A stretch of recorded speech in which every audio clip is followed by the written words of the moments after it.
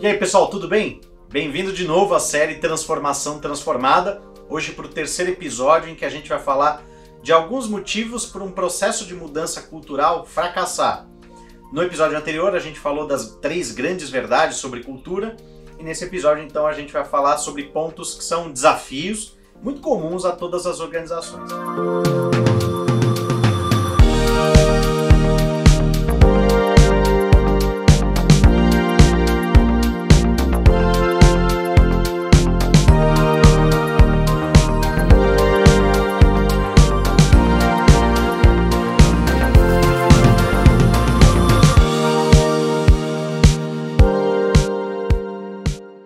Como minha memória não é muito boa, são 10 pontos e eu vou ler aqui no papelzinho. O primeiro deles é a falta de senso de urgência. Muitas vezes a gente vive uma mudança implementando um sistema, mudando o escritório de local, trocando de liderança, se recuperando de uma crise, passando por uma fusão, uma aquisição, mas a gente se esquece do lado humano da mudança e a gente não olha para isso com urgência. Então esse é o primeiro erro. O segundo erro é justamente em relação à questão da liderança, ou seja, líderes que não exercem suporte ativo e visível, não dão um exemplo, não conversam com as pessoas, não são de fato líderes não só apenas do ponto de vista do crachá pesado, mas líderes da mudança, ou seja, pessoas que inspiram, informam, são transparentes e, sobretudo, exemplificam o que deve ser feito para aquela mudança. Então, liderança ativa e visível é fundamental. Isso me leva ao terceiro ponto, que diz respeito ao indivíduo. Normalmente a gente, sobretudo as pessoas na linha de frente, média gerência, não entendem num processo de mudança como é que isso vai mudar a vida delas. Não são só razões de negócio, explicar que a lucratividade vai aumentar, a eficiência, ou mesmo que o emprego dela vai ser preservado. É importante mostrar para cada indivíduo como é que isso muda a rotina dele, a vida dele, porque as pessoas também têm vidas particulares, elas não estão dissociadas do trabalho, né? Então elas precisam entender realmente como é que isso vai impactar a vida delas para minimizar o medo, para ser o mais transparente possível, porque tem que ser uma relação pautada sempre pela honestidade. Já o quarto ponto diz respeito ainda aos indivíduos, mas aí em relação à própria mudança, ou seja, os indivíduos, não só os líderes, mas as pessoas da linha de frente, cada um dos funcionários, líderes informais sobretudo, precisam ser envolvidos desde o começo em um processo de mudança. Eles não podem ser só informados que as coisas vão mudar. Eles precisam, no mínimo, serem ouvidos, participarem de workshops, de pesquisas, de diálogos, ajudar na construção de plataformas. Então é importante a participação dos funcionários.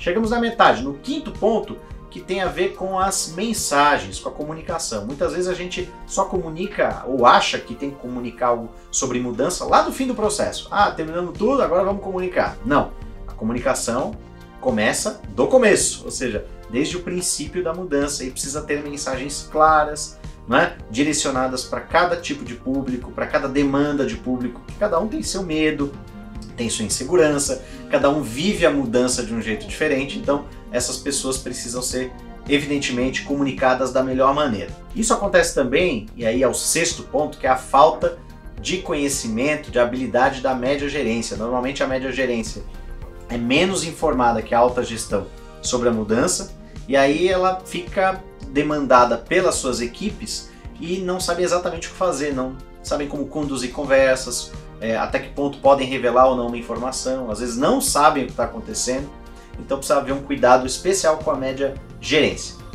O sétimo ponto diz respeito a poucos mecanismos de apoio aos funcionários em relação à mudança. Não tem uma ouvidoria de mudança, não tem fóruns de apoio, de participação, não tem mecanismos de suporte para que as pessoas minimizem os seus medos, não tem conteúdos nos quais elas possam se basear, enfim, ficam muitas perguntas e poucas respostas, e essa equação precisa ser invertida.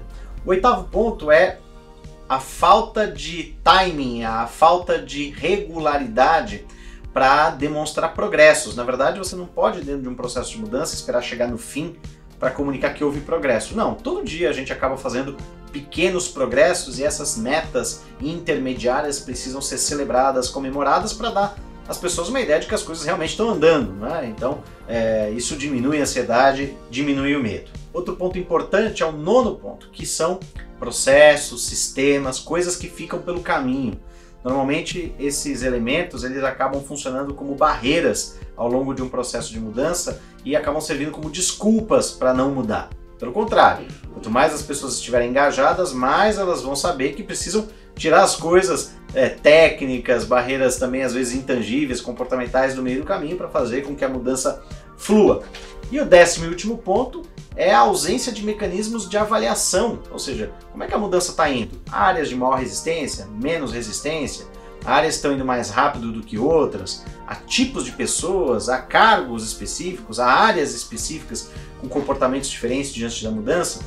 Sem essa avaliação ao longo do processo, fica difícil fazer o manejo das resistências e, por consequência, eliminá-las para que a mudança possa ocorrer de uma maneira mais fluida e os objetivos possam ser alcançados de uma maneira mais rápida. Bom, gente, esses são os 10 pontos principais que a gente considera importantes, desafios fundamentais para ter em mente na hora de conduzir um processo de mudança. Se você evitá-los ou se você tiver respostas rápidas para eles, naturalmente você vai ter muito mais sucesso na condução da sua transformação.